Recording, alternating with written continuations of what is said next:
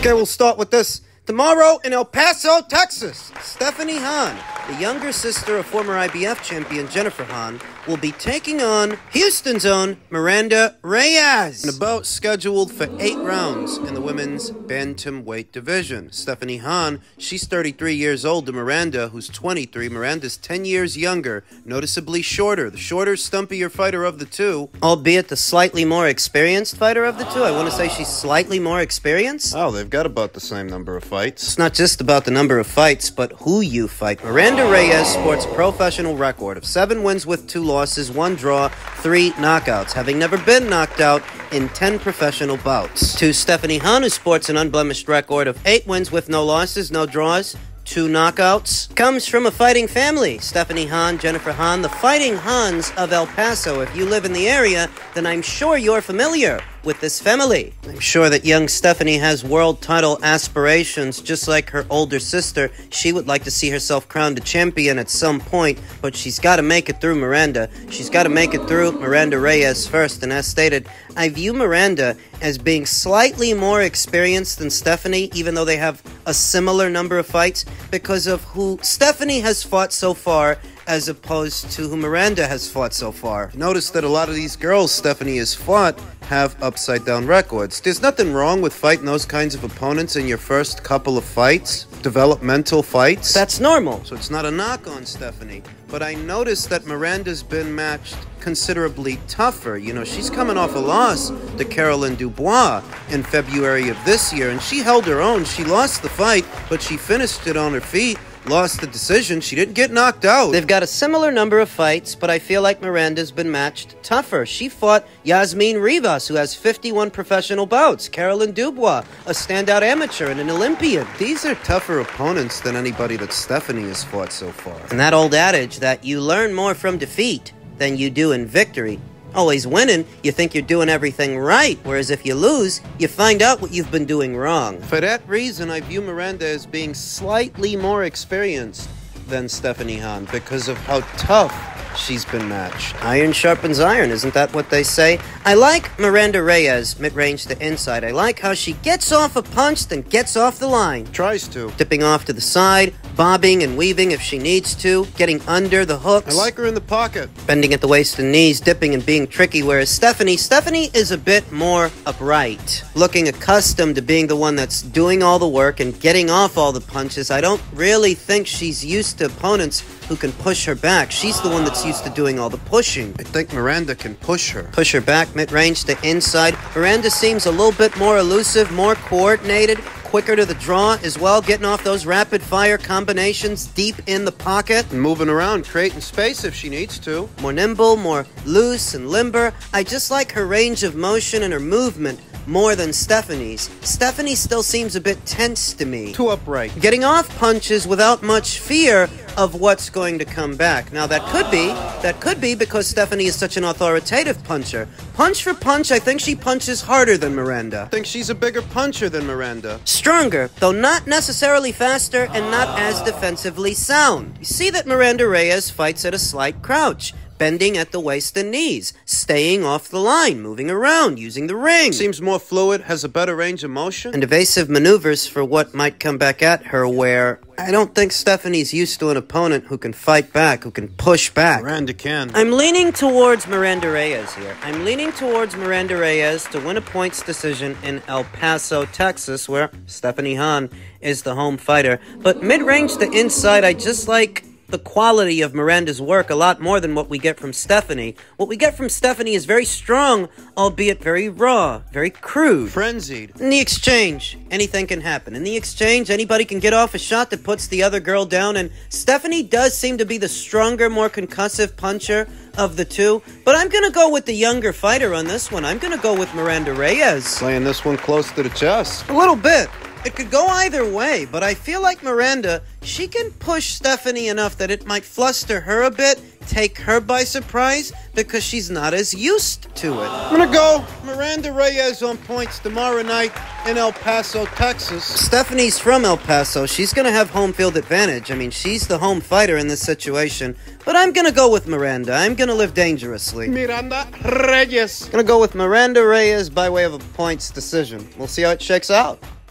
Men's middleweight news. Danny Garcia will once again be moving up in weight from junior middle up to middle this time to challenge Lara, newly crowned WBA middleweight champion, for his title that he successfully defended not but a few months ago. Lara sports a professional record of 30 wins with 3 losses, 3 draws, 18 knockouts, having never been knocked out in 36 professional bouts. He's a 2-division champion, and so is Danny. Lara was a champion at junior middle, now he's a champion at middle, whereas Danny was a champion at 40. Junior welterweight, and he subsequently became a champion at welterweight, though not for very long, sporting a professional record of 37 wins with 3 losses, no draws, 21 knockouts, having never been knocked out in 40 professional contests. Has Danny really done anything in the last 2 years that warrants a shot? No. A title shot? No. At a middleweight title? He's only had one fight as a junior middleweight, no fights as a middleweight. Was there not someone better they could have conjured up for Lara? Well, they've been trying to make this fight for over a year. 2 years, I think. I remember they were trying to make this thing. They were trying to make it. It was taking too long. Michael Zarafa was installed as the mandatory challenger. He was installed as the mandatory to the title, but they got him to stand down. They got him to step aside to work on this fight, keep working on it, and they still didn't get it done. It was taking too long. Before you knew it, several months had passed, and the fight was not yet finalized. WBA so decided to order Lara to face his mandatory instead. His mandatory, Michael Zarafa, who he took care of in a short amount of time, not but a few months ago. Knocked him out. Now he's fighting Danny, who's never been knocked out. Danny Garcia, who last saw action in July of 2022. That was literally 2 years ago. Danny Garcia has had one fight in the last 2 years, one fight in the last 4. What? He sat out all of 2021, only fought once in 2022, then sat out all of 2023, and this will be his first fight,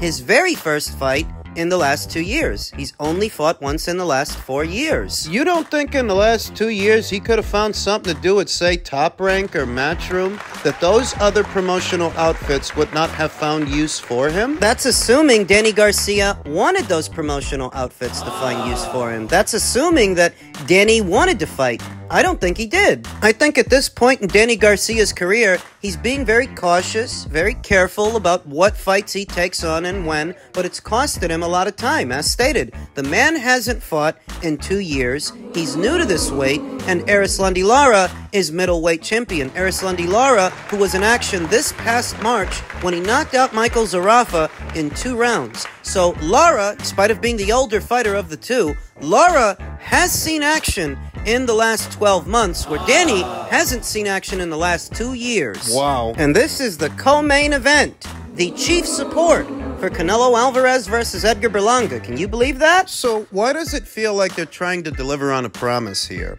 We know that this is a fight that they were working on for a very long time, and then it all just fell apart. Why weren't they able to do this fight before? My honest opinion is they probably didn't have the money to do it before. You know, Danny Garcia is a fighter who's been getting 7-figure guarantees, on the low end of 7 figures, but still 7 figures, to fight Ham and Eggers, guys like Ivan Redkach. 7 figures to fight guys like that. So you figure that in a situation where he's moving up in weight and fighting for a title, he would have wanted more money than the PBC had at their disposal at the time. Because at that time, Showtime's budget for boxing had shrunk substantially, so much so that maybe they just didn't have the kind of money he was looking for at the time. But they have it now? Well, look at where they put this fight. This is the co-main event to Canelo versus Berlanga. What they're hoping is that Canelo Alvarez's name value will be enough to get everybody paid, Danny Garcia included, because Garcia versus Lara by itself, that's not going to generate anything. You would have did that last year as a main event, that wouldn't have generated anything. But if you decorate an undercard with it, Canelo Alvarez's undercard with it, you know Canelo's fights, they pay for themselves because he's got one of the strongest fan bases in all of boxing right now. Whether you like him or not, people pay to see him fight. So, I don't think it's a coincidence that the Danny Garcia versus Lara fight ended up here on this card, on this show. Oh. What are Danny Garcia's chances against Lara 2 years removed from the sport? I mean, I know that Lara's older than this guy, but he's naturally bigger, more acclimated to this weight. Danny's 36. Lara's 41. It's about the only edge I can give Danny Garcia, that he is a younger fighter than Erislandy Lara, but not a more active fighter than Erislandy Lara. And stylistically, you know, Danny's got a decent chin. He can take a shot. He's never been knocked out. Lara's never been knocked out. But Danny's got a decent chin. He can take a punch. Decent counter puncher. But he's got heavy feet. Danny's never been light on his feet, ever. Whereas Erislandy Lara, comparatively, at least in his younger years, he was a mover and a jabber, an outside fighter, an outboxer. He's coming off of 3 consecutive knockout wins. Last 3 guys he fought all got knocked out. Is Danny Garcia about to get knocked out for the first time in his career on the predication that he hasn't fought in 2 years? He's new to this weight. Lara's not. He's been fighting. He's been active. He's been knocking people out. He's bigger than Danny and longer than Danny, albeit older than Danny, but I mean, he's been active. At least he's been fighting. Danny Garcia has a bad habit of letting the other man lead. Letting the other man lead the dance because Danny's a counterpuncher. So he waits for the opportunity to counter, but if the opportunity don't come, what happens then? He loses. And Danny was a strong puncher at 140, not as strong at 147. At 154, where he only had 1 fight, he fought Jose Benavidez to a decision. He didn't stop him, he didn't drop him. That was 2 years ago. 2 years later, how's he gonna fare against Lara? Lara's a cut above a Jose Benavidez. Do we give a slight edge to the old-timer? I don't know, man. Finally, in men's cruiserweight news, 2-time IBF champion Jai Opetaia rips into cruiserweight rival Chris Billam-Smith with an on-air verbal attack. IBF cruiserweight champion Jai Opetaia today launched a scathing attack on WBO champion Chris Billam-Smith. Opetaia was a guest on DAZN's coverage of the Justice Hooney-Troy Pilcher fight card from Fortitude Valley in Australia. The spiky 29-year-old was asked how bad he wanted the unification fight against the Brit. They've been going over saying they're waiting for negotiations and shit. It's fucking bullshit. He don't want the fight. It's easily done. He'd get the biggest paycheck he's ever had. He'll be on the biggest stage he's ever been on. It's a no-brainer to take, but the only reason they wouldn't take it is if they're ducking. The offer's there. We've made the offer. If he's not taking it, he's ducking a fight. Opetaia won the IBF strap for a second time after defeating Mayris Freitas for a second time this past May. The victory came 2 years after the Aussie upset the odds to beat the former cruiserweight king on points. Last month, Billam-Smith avenged his only career defeat to Richard Riakporhe by beating the Londoner on points at Selhurst Park. The win was the second defense of the belt he won from Lawrence Okolie in May of last year. The 33-year-old, the gentleman, as he's named, is on record saying he wants to unify the division and become undisputed champion. But to do that, he'll have to go through Opetaia. So here's the problem. Here's Skinny. A couple of days ago, Shane McGuigan, who trains Chris Billam-Smith, on behalf of Chris, stated that they're not just talking to Jai Opetaia, they're also talking to Zurdo Ramirez. This division's WBA cruiserweight champion. Chris Billam-Smith has options, and he's fielding those options, those offers to fight. Now, I'm not going to pretend that Jai Opetaia is anybody's first choice. No. Chris Billam-Smith included. It's gonna take a lot of money to get Chris Billam-Smith in the ring with Jai Opetaia. But I have to say, in Chris Billam-Smith's defense, while he may not be the most talented of all the cruiserweight champions in the cruiserweight division today, while he may not be the most talented, he is the biggest draw of all 4. Of him, Jai Opetaia, Zurdo Ramirez, and Noel Gavor, otherwise known as Noel Mikaelian. Of all of them, Chris Billam-Smith is the only one who draws anything in his neck of the woods. He can fill a stadium in Bournemouth. It's the truth. So if you're trying to draw him out, and you want to get him to unify, you're gonna have to pay to play. And that's the situation, whether you like it or not, whether I like it or not. If you want to call it ducking, call it ducking. But that's still the situation. It's not like I can change Chris's mind. Only they can do that with how much they're willing to offer him. And I don't know what they offered him. I don't have a number. million, just north of $1 million, but I can tell you that Chris Billam-Smith draws pretty well on his own and makes good money over there in Bournemouth.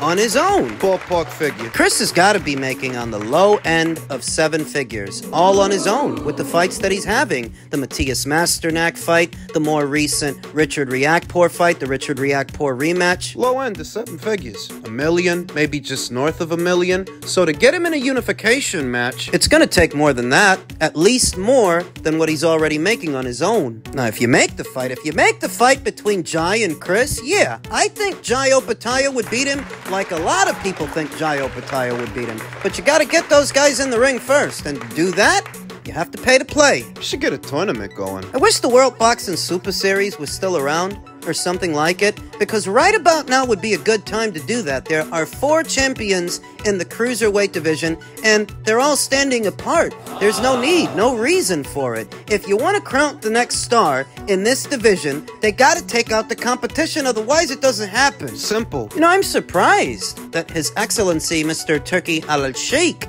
hasn't thought of that himself, hasn't come up with that idea, that maybe now would be a good time to do a tournament at cruiserweight so that an undisputed champion can be crowned. Pick up where Alexander Usyk left off. That would be ideal. But as far as this current situation with Chris Billam-Smith and Jai Opetaia and Zurdo Ramirez, what I think is going on is that both Zurdo Ramirez and Jai Opetaia are underestimating Chris Billam-Smith's marquee value. Perhaps them and their teams don't realize that Chris is a bigger draw than all of them, even if he's not as skilled or experienced a fighter as they are. He is a bigger draw comparatively, so you gotta pay to play. You know that I saw Noel Gavor on Sky Sports earlier this week.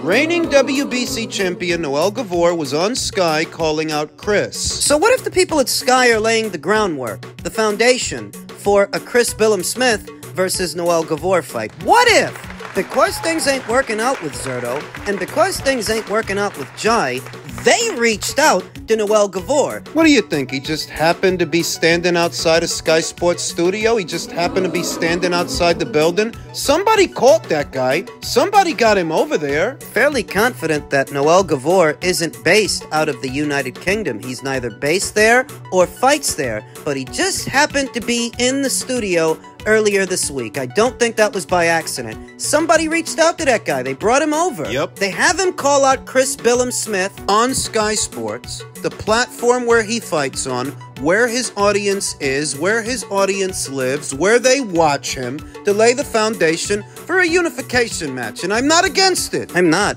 If things aren't working out with Chris and them, I'm not against Chris Billam-Smith pursuing a unification of his own with Noel Gavor. Now, it's a dangerous fight, but I'm not against it. Go unify with that guy.